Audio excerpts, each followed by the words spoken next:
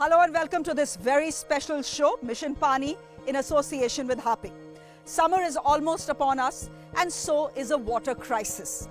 Just how bad can things get over the next few months? What can the government do to fix it? More importantly, what can you do to fix it?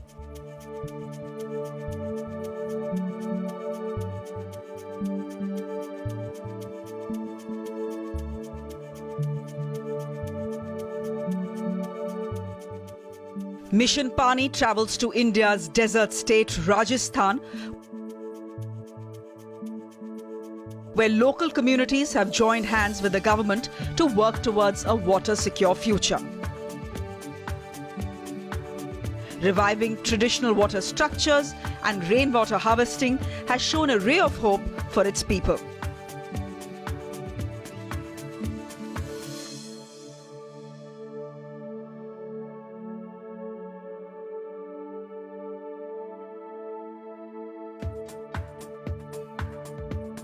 Jal Shakti Minister Gajendra Singh Shekhawat, who belongs to this state, has been working relentlessly with communities and the state government to improve the groundwater levels and revive traditional water structures.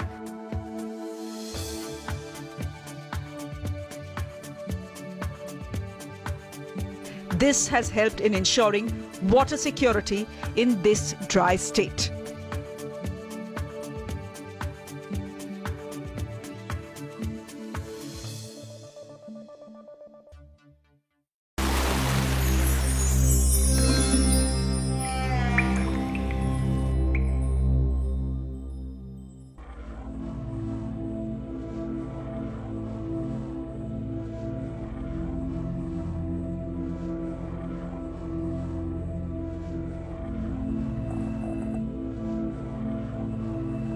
जब यहाँ पर पानी नहीं था तो हमको दूर दूर से टांकों से पानी लाने जाना पड़ता था। पानी नहीं था तब हम खेती नहीं कर पाते थे और हमारे खेती नहीं करने से अनाज की उपज भी कम होती थी और बारिश नहीं होती थी तो अकाल पड़ जाता था। परिवार चलाने के लिए पानी सबसे ज़्यादा महत्वपूर्ण है। बहुत पानी की समस्या थी यहाँ पे, कच्चा रास्ता था, पानी नहीं ला पाते थे। दूर दूर से पानी हमारी माताएं, बहनें, दादी जी सब सर पे उठा के लाती थी। पानी के बगैर गृहिणी के कुछ भी काम नहीं है, सब काम अधूरा है। ये समस्या होती थी तब हमारा ये मन करता था कि हम यहाँ से गांव छोड़ के कहीं दूर शहरों में चले जाएं जहाँ पानी हो।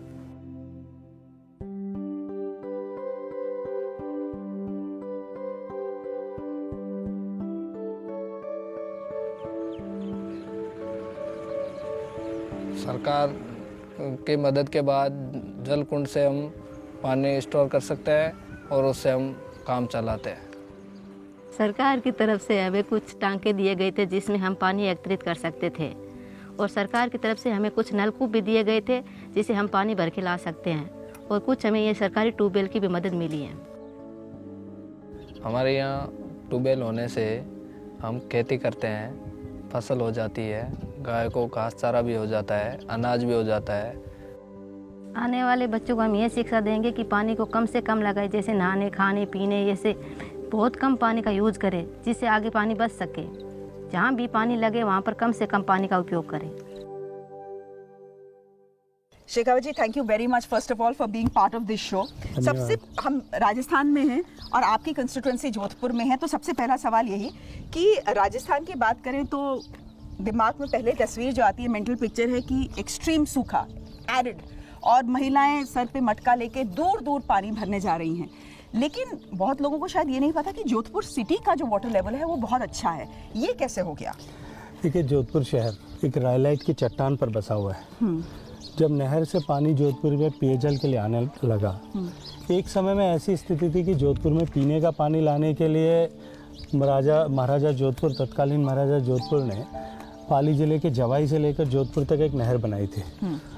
लेकिन कालांतर में धीरे धीरे 80 के दशक का आते आते वो नहर सूखने लगी। उस नहर में क्योंकि बांध में पानी नहीं था, नहर में पानी आ नहीं रहा था। ऐसी स्थिति हो गई थी कि जोधपुर में रेल से पानी लाना पड़ा। फिर जोधपुर में इंदिरा गांधी नहर परियोजना से लिफ्ट कैनाल के माध्यम से पानी यहाँ लाया गया।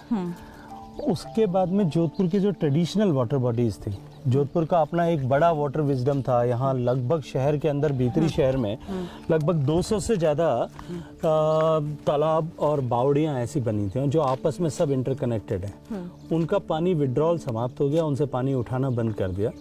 शहर क्योंकि पूरा एक रायलाइट की चट्टान पर बसा है, नीचे धरातल के नीचे रायलाइट की चट्टान है जो नॉन परमिएबल स्ट्रटा है, जिससे पानी नीचे नहीं जा सकता। तो क्योंकि ट्रेडिशनल वाटर सोर्सेज से पानी निकलना बंद हो गया, IIT रुड़की से हमने स्टडी कराई, IIT जोधपुर ने स्टडी की, उन सब ने ये बताया। और जो पानी सीपेज से सूवेज से जो सीप होकर के जा रहा था वो धीरे धीरे बढ़ता गया। आज स्थिति यह है कि शहर में 100 ट्यूबवेल राउंड द क्लॉक 12 महीने 365 दिन जो है वो पानी निकालते हैं to maintain ground water level. जहाँ एक तरफ पूरे राजस्थान में पानी की कमी है, ज़मीन में पानी कम हो रहा है, वहाँ जोधपुर शहर में स्थिति है कि हम पानी बढ़ते हुए भूजल के स्तर से परेशान हैं। अच्छा, ये हम रूरल जोधपुर में हैं, यहाँ पर भी वाटर कंजर्वेशन का काफ़ी काम हुआ है। जैसे हम लोग आ रहे थे तो हमने तालाब देखा, पानी से भरा हुआ था, ओएसिस था ग्रीन। निश्चित रूप से देखिए, पूरे राजस्थान में अगर मैं देश के परिप्रेक्ष्य में बात करूं तो देश में भी और राजस्थान में भी अनेक लोगों ने अनेक स्तर पर वाटर कंजर्वेशन पे काम किया है। ट्रेडिशनली राजस्थान में पानी बचाना, बरसात के पानी के एक एक बूंद को सहेज के रखना, उसका उपयोग करना, वर्ष पर्यंत उसका उपयोग करना, ये सामान्य दिनचर्या का अंग था। धीरे धीरे जैसे जैसे पानी के दूसरे स्रोत हुए, सरकारी नलों से पानी आने लगा, उन तालाबों की उपेक्षा हुई और उनके रास्ते में अतिक्रमण हुए, पानी के स्रोत सूखते गए, तालाब सिकुड़ते गए, उनके जो कैचमेंट एरिया था उन पर भी धीरे धीरे अतिक्रमण होते गए। पूरे देश भर की यही कहानी है। कहीं भी ऐसा नहीं है कि राजस्थान कोई विशेष होगा। राजस्थान में जब पूर्ववर्ती भारतीय जनता पार्टी की सरकार थी तब एक योजना बनी, मुख्यमंत्री जल स्वावलंबन अभियान। माननीय मुख्यमंत्री ने तय किया कि पूरे प्रदेश के लोग एक साथ एक जन आंदोलन के रूप में उठ खड़े हों और पानी के लिए काम करें, हम ट्रेडिशनल वाटर बॉडीज को रिवाइव करें। और उसी के क्रम में यहाँ जो तालाब जिसकी आप अभी चर्चा कर रही थी, इस पहाड़ जहाँ हम खड़े, इस पहाड़ का पानी जाता था वहाँ। पुराने समय में एक नहर चैनल हुआ करता था, वो चैनल क्षत विक्षत हो गया था, टूट गया था, पानी नहीं जा रहा था। उस चैनल को पूरा सीमेंटेड चैनल करीब 2.5 किलोमीटर का बनाया और यहाँ से ले जाकर के उस तालाब तक पानी पहुँचाने की व्यवस्था की और उसको खोद करके पूरे ग्रामीणों के सहयोग से, जन सहयोग, एक मेले के जैसा माहौल था। हर एक आदमी अपनी अपनी तरह से योगदान करने के लिए जुटा था। कोई ट्रैक्टर लेके आया था, कोई ट्रॉली लेकर के आया था, कोई अपने घर से कुदाल लेकर के आया था, कोई फावड़ा लेकर के आया था। सबने खोदना शुरू किया और 1 महीने में तालाब को जो कैपेसिटी उसकी थी उससे 3 गुना कैपेसिटी का तालाब बना दिया। ऐसा तो है नहीं कि पानी की देश में कमी है, बड़ी बड़ी नदियाँ हैं। From the 3 sides we are surrounded by the ocean as well. तो हम ये चेन्नई में डे ज़ीरो पहुंच कैसे गए? ये सिचुएशन इतनी खराब कैसे हो गई? देखिए, और क्या समाधान है इसका हमारे पास? जहाँ तक पानी का प्रश्न है, देश में लगभग 4000 बिलियन क्यूबिक मीटर पानी हर साल बरसात से, बर्फ से और इंटरनेशनल बेसिन से जो पानी ट्रांसफर होके आता है वो आता है। आज से 50 साल, 60 साल, 70 साल पहले भी जब स्टडीज थी उस समय भी यही स्थिति, इतना ही पानी हमारे पास आता था। तो पानी की उपलब्धता घटी नहीं है। लेकिन 60-70 साल पहले देश जब आज़ाद हुआ था, 70 साल पहले, उस समय देश की आबादी 35 करोड़ थी, अभी 135 करोड़ है। तो आबादी लगभग 4 गुना बढ़ी है, लेकिन पानी उतना ही है। तो पर कैपिटा पानी की अवेलेबिलिटी जो पहले 5000 क्यूबिक मीटर से ज़्यादा हुआ करती थी वो घट करके 1500 क्यूबिक मीटर पे आई। तो निश्चित रूप से पानी की जो है आपूर्ति और पानी की अवेलेबिलिटी, इन दोनों में जो है वो बहुत रेशो बदला है, बहुत निगेटिव साइड में बदला है। अगर विश्व के परिप्रेक्ष्य में बात करें तो दुनिया का हर छठा आदमी भारतीय है और दुनिया का हर छठा आदमी भारतीय होने के साथ साथ में दुनिया भर के जो फ्रेश वाटर के रिजर्वायर्स हैं, रिसोर्सेज हैं, उसका केवल 4% ही हिस्सा हमारे पास में है। अच्छा। दुनिया का केवल पानी का 4% हिस्सा हमारे पास में, 18% आबादी हमारे देश में है, लगभग 20% लाइव स्टॉक पॉपुलेशन हमारे देश में। ऐसे में निश्चित रूप से हमारे लिए चुनौती है। लेकिन फिर भी यदि बारिश के पानी का ठीक से संयोजन किया जाए तो निश्चित रूप से अभी देश को आने वाले कई वर्षों तक हम जो है वाटर सिक्योर बना सकते हैं। देश में जितनी पानी की आवश्यकता है उसकी 65% आपूर्ति, चाहे वो इंडस्ट्री के लिए है, चाहे वो एग्रीकल्चर के लिए और चाहे पीने के पानी के लिए, वो अंडरग्राउंड वाटर से होती है। और अंडरग्राउंड वाटर सोर्सेज जिस तरह से दबाव में हैं, सिकुड़ते जा रहे हैं, जिस तरह से पानी जमीन में कम हो रहा है, आज देश भर में 6000 ब्लॉक्स जिनको मॉनिटर किया जाता है, उसमें से 1500 ब्लॉक्स ऐसे हैं जिनमें पानी अब भूगर्भ का जल डेंजर जोन पे चला गया है, इधर ओवर एक्सप्लॉइटेड है या क्रिटिकल है या सेमी एक्सप्लॉइटेड है, सेमी क्रिटिकल पोजीशन पे है। ऐसी परिस्थिति में चुनौती बहुत बड़ी है। भारत की सरकार ने तय किया है कि हम जमीन का पानी के पुनर्भरण के लिए काम करें। आज हमको आम व्यक्ति को समझना पड़ेगा कि देश की जो कुल धरातल पर हमारी पानी रोकने की कैपेसिटी है, उससे 4 गुना कैपेसिटी जो है वो हमारी जमीन में पानी रोकने की आपूर्ति की जा सकती है यदि हम जमीन पे जल के पुनर्भरण पे काम करें। अभी माननीय मोदी जी के नेतृत्व में, उनके मार्गदर्शन में हमने काम प्रारंभ किया है अटल भूजल योजना के नाम से। 6000 करोड़ रुपए की लागत से 7 जो है चुने हुए राज्यों में जहां ज्यादा समस्या थी, उनके 78 डिस्ट्रिक्ट्स में हमने अंडरग्राउंड वाटर रिचार्ज और डिमांड साइड मैनेजमेंट पर पहली बार काम हुआ है, क्योंकि खेती पानी का सबसे बड़ा उपभोग करता है। करेक्ट। हाँ। आज डोमेस्टिक पर्पस के लिए जो पानी उपयोग होता है वो लगभग देश के कुल उपयोग का 6% से कम है। इंडस्ट्री कुल 5% पानी उपयोग करती है। Remaining 89% is being used by agriculture. Correct. हाँ। हमें 1 किलोग्राम चावल उगाने के लिए 5600 लीटर पानी चाहिए, 5600 लीटर। और यही राइस हम एक्सपोर्ट करते हैं, यानी हम पानी एक्सपोर्ट कर रहे हैं। नेचुरली हम पानी एक्सपोर्ट कर रहे हैं, और एक्सपोर्ट और हमारा डोमेस्टिक कंजम्पशन दोनों जोड़ने के बाद में भी हमारे पास राइस सरप्लस होता है। हाँ। 2 करोड़ टन से ज्यादा राइस सरप्लस होता है। ये अलग विषय है कि इनके ऊपर किस तरह से समाधान किया जाना चाहिए, लेकिन हम कम से कम पानी में ज्यादा से ज्यादा फसल कैसे ले सकते हैं, पानी के जो है घर से निकले हुए पानी को किस तरह से वापस उपयोग करके कृषि के काम में ले सकते हैं, उसको किस तरह से अंडरग्राउंड वाटर रिचार्ज के लिए काम में ले सकते हैं, इन सब के मैनेजमेंट के लिए, डिमांड साइड मैनेजमेंट के लिए ये योजना पहली बार बनी है। मुझे ये बताइए, अगर सिचुएशन ऐसी है, अगर हम इतने वाटर स्ट्रेस्ड हैं, तो ये जो मोदी जी का सपना है पाइप्ड वाटर हर घर में पहुंचाने का, ये पूरा कैसे होगा? जल जो है संविधान प्रदत्त व्यवस्था के अनुरूप राज्य का विषय है। यदि किसी महिला के जीवन में सबसे बड़ा परिवर्तन कोई चीज ला सकती है तो पानी ला सकती है। ये प्रधानमंत्री जी का सपना था और ये तय किया कि हर घर तक पानी पहुंचाएंगे। उसके लिए हमने राज्यों के साथ में बैठ करके चर्चा की है। पूरे देश भर में पीने का पानी हर घर में नल के माध्यम से पहुंचे, हम संकल्प के साथ में इसमें काम कर रहे हैं। लेकिन कुल मिलाकर के विषय इतना है कि हमको पानी के उपयोग का अपना जो तरीका है उसमें परिवर्तन करना पड़ेगा। लोगों को व्यवहार में परिवर्तन, आपको भी, मुझको भी, हम सबको भी करना पड़ेगा और हर एक पानी के उपयोगकर्ता को करना पड़ेगा। और माननीय प्रधानमंत्री जी का सपना भी ये है कि ये हर एक आदमी की जिम्मेदारी बने, हर आदमी पानी बचाने के लिए काम करे। घर का पानी घर में रोकें, गांव का पानी गांव में रोकें, खेत का पानी खेत में रोकें, और हम ज़्यादा से ज़्यादा पानी ज़मीन के अंदर किस तरह से जा सकता है ताकि हमारे अंडरग्राउंड वाटर सोर्सेज जो हैं वो इंटैक्ट बने रह सकें। आपने जन भागीदारी की बात की, आपने कहा everyone needs to get involve. क्या ऐसे मिशंस जो हैं, मिशन पानी की तरह, वो कितना हेल्प करते हैं, वो कितना आपको यूजफुल लगते हैं? माननीय प्रधानमंत्री जी ने जब मन की बात से चर्चा की, जब माननीय प्रधानमंत्री जी ने 2.5 लाख सरपंचों को पत्र लिखे, बार बार अलग अलग मंच से इस बात के बारे में चर्चा की, और उसका परिणाम है कि मिशन पानी, मैं मिशन पानी को भी धन्यवाद देना चाहता हूँ कि उन्होंने इस अवेयरनेस का हिस्सा बनाया। ये सामूहिक यज्ञ है, हर एक को अपनी आहुति इसमें देनी पड़ेगी, हर एक आदमी को जुटना पड़ेगा, और सब लोग अगर जुटेंगे तो निश्चित रूप से हम भारत को आने वाली पीढ़ियों के लिए जल समृद्ध देश बना पाएंगे। बचेगा जल, बनेगा कल।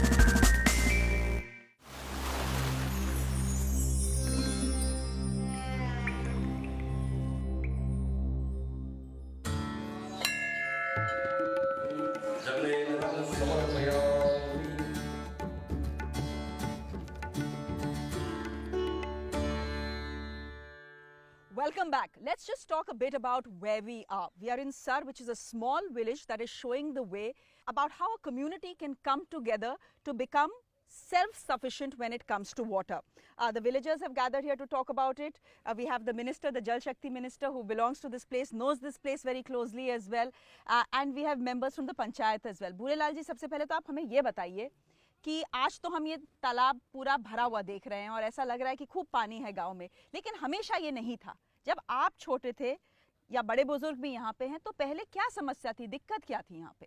पहले हमारे गांव के पास ही कुआं है, उस कुएं से निकालते थे पानी और कुएं से सभी ग्रामवासी पानी पीते थे। यहाँ मेन स्रोत था कुआं और बावड़ी, 2 है हमारे सार्वजनिक, उन वो स्रोत थे जल के मुख्य।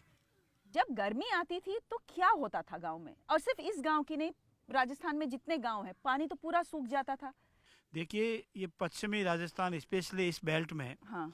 गर्मी में पानी का सेविंग का सबसे बड़ा कंसेप्ट यहाँ था। हम्म। एक मटकी को पीने के लिए अलग रखते थे, हाथ धोने के लिए और किसी के लिए अलग रखते थे, खारा पानी अलग, मीठा पानी अलग रखते थे, और एक मटकी को कम से कम एक सप्ताह चला रहे थे। और मेहमान आते तो स्पेशली उसको मटकी का मीठा पानी पिलाते थे। हमारे यहाँ स्थिति थी। मुख्यमंत्री वसुंधरा राजे जी के कार्यकाल में मुख्यमंत्री जल स्वामी योजना चली। ऐसे ये कंसेप्ट में इस तालाब को जो हाइट है कम से कम 15 से 20 फुट तक इसको नीचे बैठाया गया। इसका जो कैचमेंट एरिया है उसको बढ़ाया गया, और जो पीछे जो भाखरी दिख रही है उससे पानी का सोर्सेज, वहां से एक नहर बना के, कैनाल बना करके पानी इसमें लाया गया। अब ये तालाब अगर एक बार नेचुरल जो फ्लो वाटर होता है या जो नेचुरल जो नॉर्मल रेन फ्लो होता है उससे भर जाता है, और एक बार भरने के बाद साल भर ये आराम से चलता है। यहाँ से आज की तारीख में रोजाना कम से कम 10,000 से 15,000 लीटर पानी जो है वो लिफ्ट होकर के दूसरे आसपास के ढाणियों और गाँवों में जाता है। ये जो मॉडल है क्या ये देश भर में रेप्लिकेट नहीं हो सकता? जिस तरह की इज्जत पानी को दी जा रही है, उसकी पूजा की जा रही है, उसको कंजर्व किया जा रहा है, अगर राजस्थान में हो सकता है तो देश के हर हिस्से में हो सकता है। बुंदेलखंड में भी ऐसा अभियान चल रहा है। वहाँ भी सहेली करके एक कार्यक्रम में महिलाओं ने तय कर लिया कि हमको अपने तालाबों को पुनर्जीवित करना है, और महिलाओं ने मिलकर के उन तालाबों में से लगभग 1,000 तालाबों को वापस पुनर्जीवित किया, और उसने पूरी तकदीर बदली है। अभी जैसे हमारे आदरणीय जोगाराम जी बता रहे थे कि इस तालाब के बनने से ग्राउंड वाटर रिचार्ज होकर वाटर टेबल इंक्रीज हुआ है। इस लूनी विधानसभा क्षेत्र का ज़मीन का पानी ओवर एक्सप्लॉइटेड कैटेगरी में था। वो कैटेगरी इंप्रूव होकर के, जहाँ एक तरफ देश में सब जगह पानी ज़मीन के नीचे जा रहा है, धरातल का पानी कम हो रहा है, यहाँ कैटेगरी इंप्रूव होकर के हम ओवर एक्सप्लॉइटेड से जो है क्रिटिकल से सेमी क्रिटिकल से होते हुए सेफ जोन की तरफ जा रहे हैं। So it is 5 metres every year जो है वो अपवर्ड ट्रेंड है।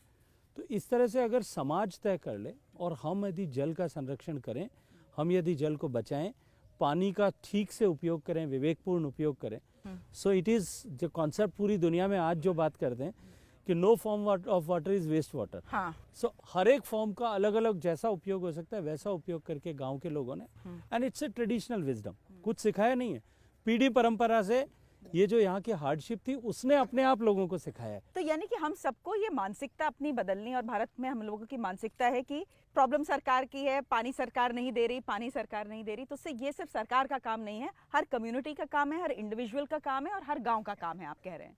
देखिए पुराने ज़माने में भी पानी लोग भी थे और पानी के यही स्रोत थे। उस समय तो चुनी हुई सरकारें नहीं थी, लेकिन कुल मिलाकर के उसकी व्यवस्था करना, उसको सार संभाल करना, उसकी जिम्मेदारी करना, उसकी जिम्मेदारी आम व्यक्ति अपने कंधे पर रखता था। और आज समय आ गया है कि वापस हमको उसी जगह जाना पड़ेगा, पब्लिक पार्टिसिपेशन हो और पब्लिक स्पेंडिंग हो, मतलब सरकार पैसा खर्च करे और लोग उसको जिम्मेदारी के एहसास के साथ में उसके साथ जुट करके काम करें, तो ऐसे सारी चुनौतियों को जो है उनका समाधान किया जा सकता है, उससे सफलता प्राप्त की जा सकती है। ये बताइए कि अभी मंत्री जी ने भी बताया, इन्होंने भी बताया कि आप लोग इस तालाब की आप लोग पूजा करते हैं, तो इसकी पूजा क्यों करते हैं आप? हमारे लिए ये जल महत्व है और इनको हम भगवान के रूप में भी मानते हैं। हाँ। और इस तरह हमें जल बहुत तकलीफ से मिलता है, तो हम इनको इकट्ठा करके हमारे लिए जीवन के लिए बहुत इनको महत्व देते हैं।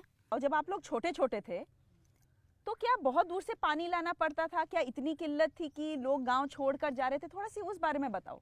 हम दूर जाकर पानी लाते थे। हाँ। और कुएं में से भी सींच के लाते थे। हाँ।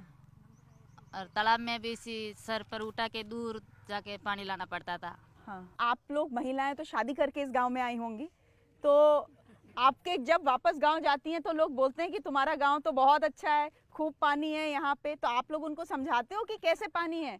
ससुराल में फिर जाता तो कहता खुश हो आप पानी गने, तो कहता ही जाता पानी की कमी है, पानी हीसने लावता हूँ, हीसणो पड़े, नंबर वायो हीसणो पड़े, दोपहर वारी आवे तो दोपहर जाना पड़े, सुबह 4 बजे जाना पड़ता, सुबह 4 बजे जाता, उठो पानी लेना आवता।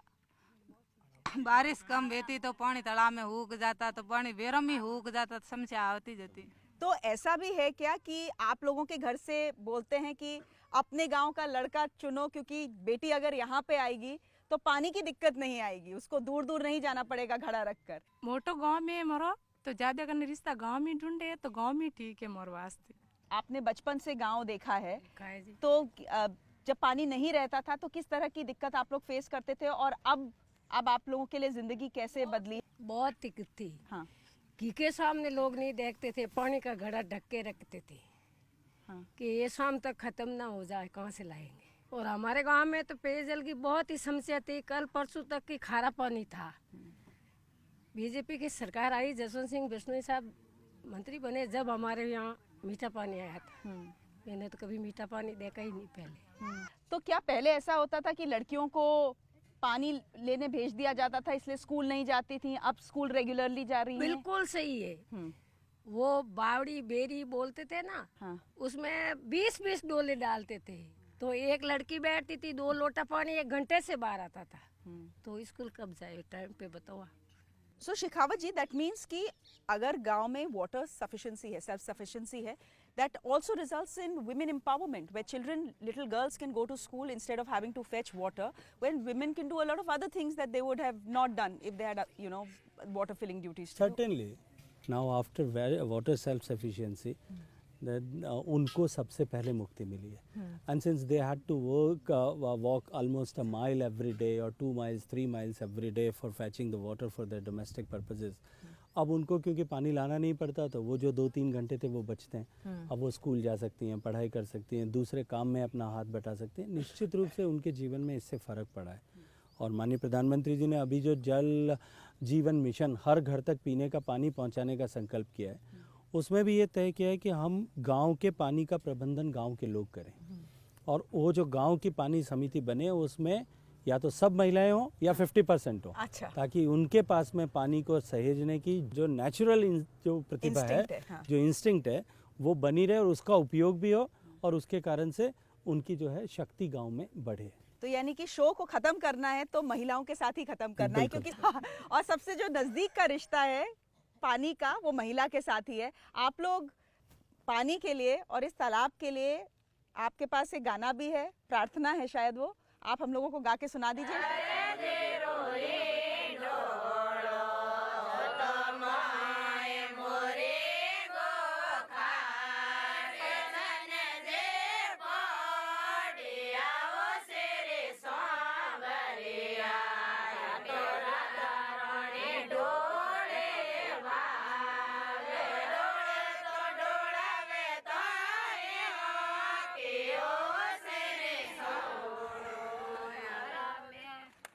वो एक जो भादरवा वाला बात है।